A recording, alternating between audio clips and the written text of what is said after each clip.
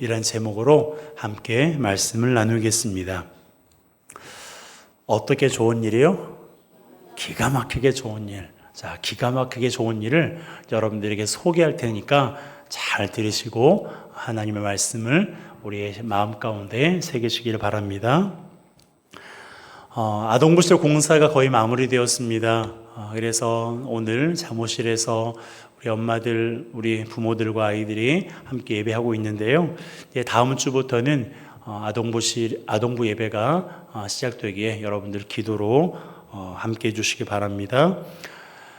예배실과 교제실 1년 전에 우리가 공사했죠. 그리고 이번에 아동부실 공사 때에도 많은 분들이 기도해 주셨고 또한 물질로 섬겨 주셨습니다. 매일 각자의 자리에서 기도했고 함께 모여 기도했습니다. 필요한 재정을 마련하기 위해서 힘을 합했는데요. 열흘 만에 우리 여러분들과 또 우리 교회를 사랑하시는 분들의 헌신으로 말미암아 공사비 절반 가까이가 채워졌습니다.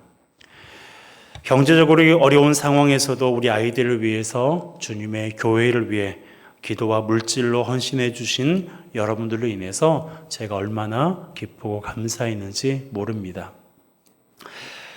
그런데요, 이러한 성도들의 연합을 더더욱 기뻐하시는 분이 계시죠. 누구십니까?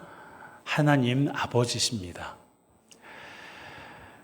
우리 하나님 아버지께서 당신의 자녀들이 연합하여 함께 있는 것을 얼마나 기뻐하시는지 몰라요. 그래서 당신의 마음을 시인을 통해서 이렇게 말씀하고 계시는데요. 자, 1절 함께 읽습니다. 보라, 형제가 연합하여 동거함이 어찌 그리 선하고 아름다운고. 어찌 그리 선하고 아름다운고에서 어찌 그리를 저는 기가 막히게 라는 말로 표현했어요. 형제가 연합하여 동거함이 기가 막히게 선하고 아름답다라고 고백하고 있는 겁니다. 형제가 연합하여 동거한다는 말은 형제가 함께 한 마음으로 살아간다라는 건데요. 하나님께서 시인의 입술을 통해 이러한 모습이 굉장히 기가 막히게 선하고 아름답다고 말씀하시는 거예요. 다시 말하면 하나님 마음에 쏙 든다는 겁니다. 그리고 그것이 얼마나 좋으셨든지 하나님께서 시인의 입술을 통해 두 가지 비유로 우리에게 말씀하고 계시는데요. 자, 2절과 3절 상반절 함께 읽습니다. 머리에 있는 보배로운 기름이 수염 곧 아론의 수염에 흘러서 그의 옷깃까지 내림같고 헐몬의 이슬이 시온의 산들에 내림같도다. 아멘. 여기에 보면 내림같다, 다시 말하면 흘러내린다라는 말이 두 번 반복되고 있는 것을 알 수 있는데요.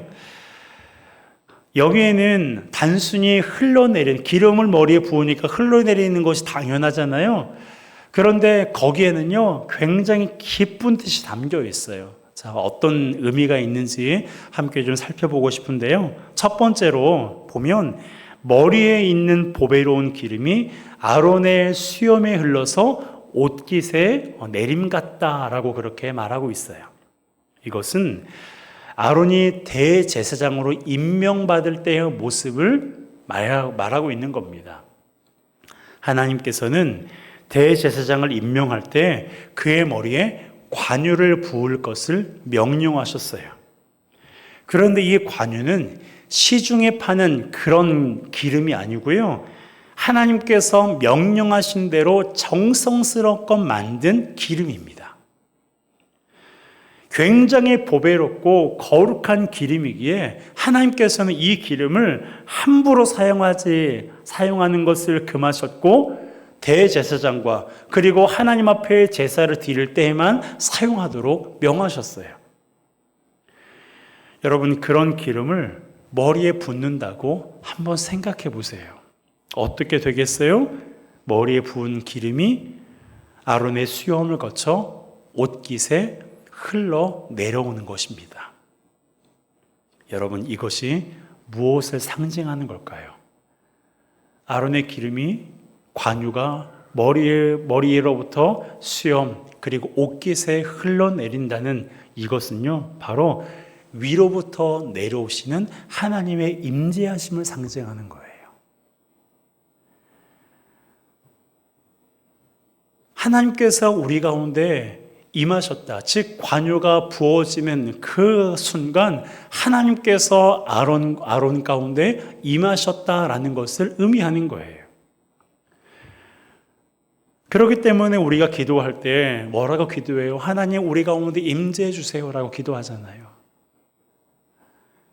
성령의 기름을 우리에게 부어달라고 우리가 기도하고 그렇게 찬양하고 있지 않습니까? 여러분, 하나님께서 임재하여 주시기를 우리가 기도하는 것은 그만큼 하나님이 임재하심 우리에게 간절하기 때문이에요.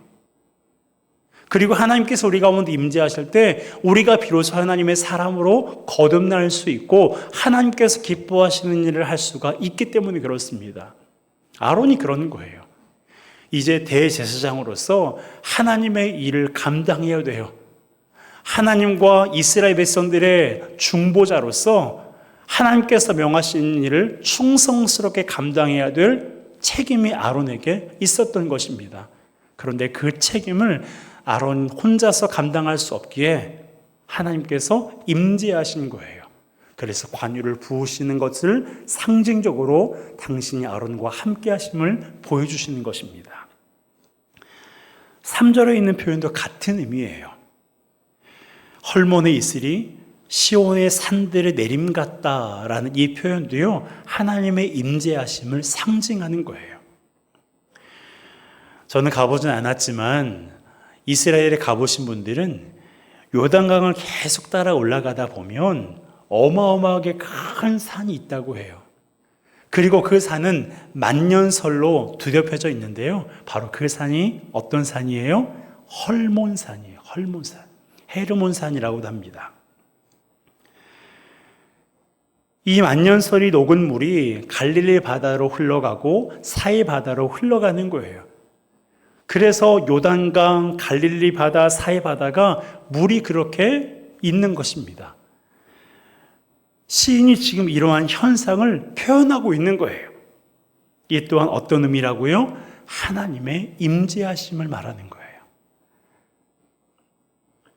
보배로운 기름이 아론의 옷깃에 내려오는 것도 헐몬에 있으리 시온, 즉 예루살렘에 내려오는 것도 하나님의 임재하심을 상징하고 있는 거예요. 여러분, 하나님의 임재하심은 때때로 심판을 의미하기도 해요. 하지만 대부분의 경우에는 구원을 의미하고 있는데요. 성경을 보게 되면 하나님께서 임재하시는 그런 모습들이 여러 군데 나타났는데, 이스라엘 백성들이 애굽에서 고통받을 때 하나님께서 어떻게 하셨어요? 하나님께서 임재하셔서 그들을 애굽에서 건져내셨습니다. 또한 삼손이 하나님을 떠났을 때 힘이 다 빠졌어요. 하지만 하나님께서 그에게 임재하셨을 때 새 힘이 생겨났고 그 힘으로 말미암아 자기 백성을 블레셋으로부터 구원해냈습니다. 또한 우리 예수님도 마찬가지예요. 하늘 보좌를 버리시고 이 땅의 사람의 모양을 입고 어떻게 하셨어요? 임재하셨어요. 임재하셨어요. 그래서 우리의 죄를 구원해 주셨습니다. 이렇듯 하나님의 임재하심은 대부분의 경우에 구원을 상징하는 거예요. 그러기에 우리는 오늘도 하나님의 임재하심을 사모하면서 예배하고 있는 겁니다. 우리만 모여있는 예배면 이것은 예배가 아니고요, 그저 우리의 모임에, 사람의 모임에 불과해요. 그러나 하나님께서 우리의 이 현장 가운데 임하시면, 하나님께서 예배하고 있는 우리 안에 거하시면 우리 예배가 진짜 예배가 되고 하나님께서 기뻐 받으시는 예배가 되는 거예요. 그래서 토요일 저녁에 줌으로 함께 모여서 주일 예배를 위해 기도하는 것도 바로 이것 때문입니다. 사람의 모임 되지 않게 하시고 하나님께 진정으로 예배하는 시간 되게 해달라고 어제 저녁에도 함께 기도했어요. 여러분, 하나님께서 임재하시는 예배가 진짜 예배이고요. 하나님이 기뻐하시는 예배가 돼요. 더욱이 우리가 그리스도인으로 살아갈 수 있는 이유가 무엇입니까? 하나님께서 우리 안에 임재하셨기 때문에 그렇습니다. 여러분, 하나님께서 여러분 안에 임재하신 것을 믿으세요? 믿으십니까? 그걸 어떻게 알 수 있을까요? 제가 여러 번 알려드렸죠. 자주 알려드렸죠. 하나님께서 내 안에 거하고 계시고 하나님께서 나에게 임재하신다는 것을 가장 확실하게 쉽고 간단하게 확인할 수 있는 방법이 뭐냐면 하나님을 뭐라고 불러요? 여러분, 하나님을 뭐라고 부르십니까? 하나님을 아저씨라고 부르지 않잖아요. 하나님을 오빠라고 부르지 않잖아요. 하나님 뭐라고 불러요? 뭐라고 불러요? 아버지라고 부르잖아요. 하나님을 아버지라고 부를 수 있는 사람, 그 사람은요, 내가 하나님이 그게 나의 아버지야 라는 그 생각 때문에 부르는 것이 아니라 주께서 우리 안에 거하시기 때문에 우리가 하나님을 아버지라고 부를 수 있는 거예요. 하나님께서 우리 안에 임재하신 것이 이만큼 중요한 겁니다. 우리가 그리스도인으로 살아가는 것, 하나님의 뜻을 이루어가는 것, 우리가 힘들고 괴로울 때 그 자리에 무릎을 꿇고 기도할 수 있는 것 다 무엇 때문에 그런 거예요? 하나님께서 내 안에 거하시기 때문에, 하나님께서 우리 가운데 임재하셨기 때문에 이 모든 것들이 가능한 거예요. 이처럼 하나님이 임재하시면요, 기가 막히게 좋은 거예요. 아멘이십니까?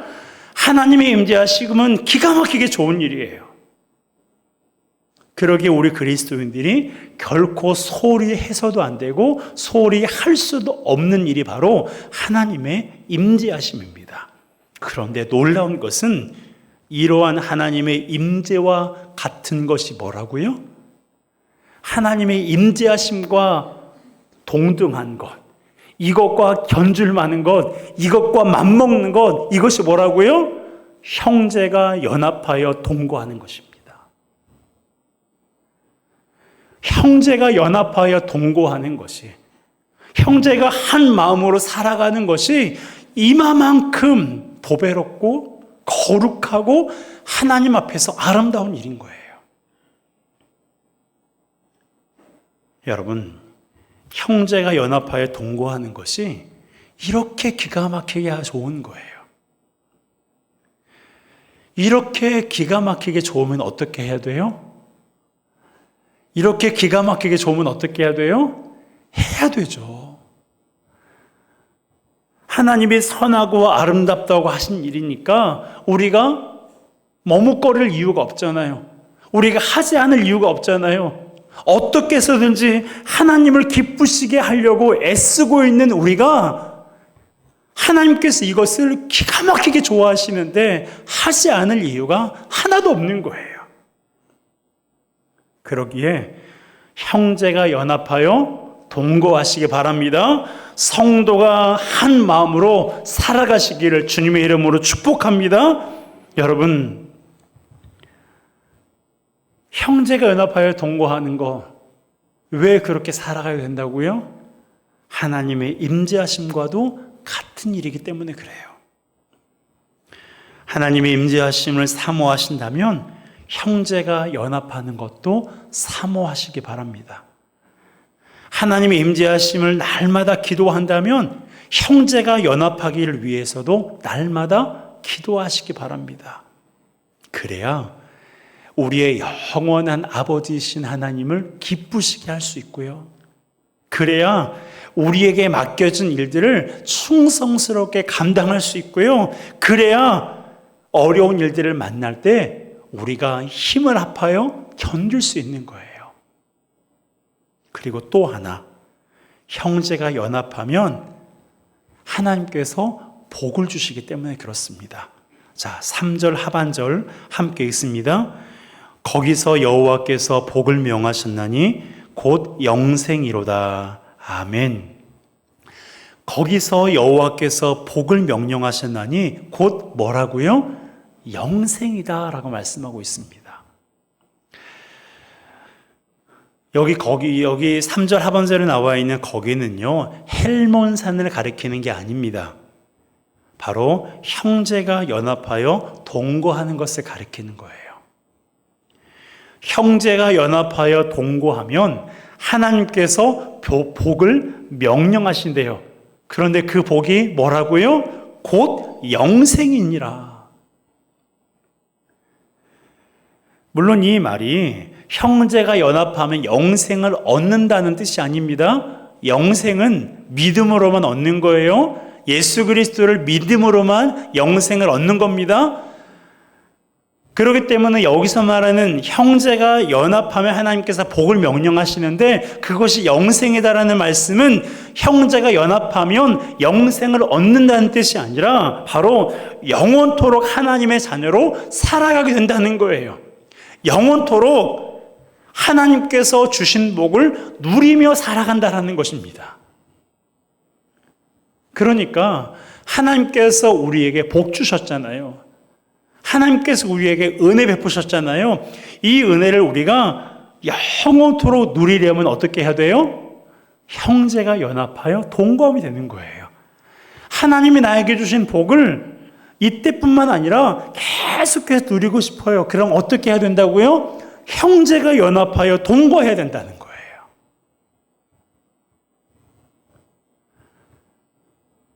그렇기 때문에 우리는 연합해야 돼요. 성도는 연합해야 돼요. 정치적인 목적이나 사상이 아니라 그리스도를 믿는 믿음과 사랑으로 연합해야 됩니다. 그래야 하나님께서 기뻐하시고요. 하나님께서 우리에게 영원토록 당신의 자녀로 살아갈 수 있는 복을 주시고 영원토록 하나님께서 베푸신 은혜를 누리며 살아갈 수가 있는 것입니다. 이미 우리는 교회 인테리어를 하면서 연합하고 있다는 것이 증명되었어요. 이제는 예배하는 일에 연합해야 돼요. 이제는 기도하는 일에 연합해야 돼요. 이제는 전도하는 일에 연합해야 돼요. 이제는 말씀에 순종하는 일에 연합해야 돼요. 여러분들의 헌신과 기도가 아니었다면 지금 우리가 예배드리고 있는 이 공간이 이렇게 될 수 없었어요. 우리 아이들이 예배드릴 공간이 저렇게 공사될 수 없었어요. 여러분들의 기도가 있었고 여러분들의 물질의 섬김이 있었기에 가능했습니다. 그런데 우리의 연합은 여기에서 머물면 안 돼요. 이 또한 너무나 귀하고 잘하신 일이지만 여기에서 머물지 않고 한 걸음 더 나아가야 돼요. 어떤 연합이요? 예배 가운데 연합, 기도 가운데 연합, 전도 가운데 연합, 말씀의 순종 가운데 우리가 연합해야 될 때예요. 우리가 가정 예배를 매달 일주일 동안 드리는 이유가 무엇입니까? 29세 예배하는 성도님들 대부분 가정이 복음화되지 않았어요. 어떤 분은 한 분이 그 가정에서 신앙생활하고 있고 어떤 가정은 두세 분이 신앙생활을 하고 있을 뿐 온 가족이 예수 믿고 구원받은 가정 하나도 없어요. 그러게 우리는 가정의 복음화를 위해 우리 가정이 예수 그리스도가 주인 되심을 고백하기 위해서 함께 믿음으로 예배하고 있는 거예요. 여러분, 우리가 연합할 때 하나님께서는 기가 막히게 좋아하세요. 우리가 연합하여 예배할 때 내 몸이 힘들고 피곤하고 아프지만 그럼에도 불구하고 에스더의 믿음의 고백처럼 내가 죽으면 죽으리다라는 믿음의 고백으로 예배당에 나와서 예배하고, 내가 직장 생활하느라 사람을 만나느라 생계를 꾸려나가느라 바쁜 중에서도 하나님을 예배하고 믿음으로 살아가는 그런 모습들, 나의 삶에 손해가 있고 사람들의 손가락질을 당할 수 있고, 그럴지라도 믿음으로 결단하고 믿음으로 살아가는 그런 모든 삶을 우리가 살아가기 위해서 우리는 무엇보다 성도의 연합이 필요한 시점입니다. 그렇게 할 때 하나님께서 우리 개인과 공동체를 기뻐하시고 우리 한 사람 한 사람을 통해서 이루시고자 하신 하나님의 거룩한 뜻을 반드시 이루실 것입니다. 그러기에 여러분, 형제가 연합하여 동거하는 것 어찌 그리 선하고 아름다운 것, 기가 막히게 좋은 이것 반드시 행함으로 말미암아 우리 하나님을 기쁘시게 하고 우리 가정이 복음화되고 우리가 주님 나라 가는 그 순간까지 믿음으로 승리하는 우리 모든 지체들 되기를 주님의 이름으로 축복합니다.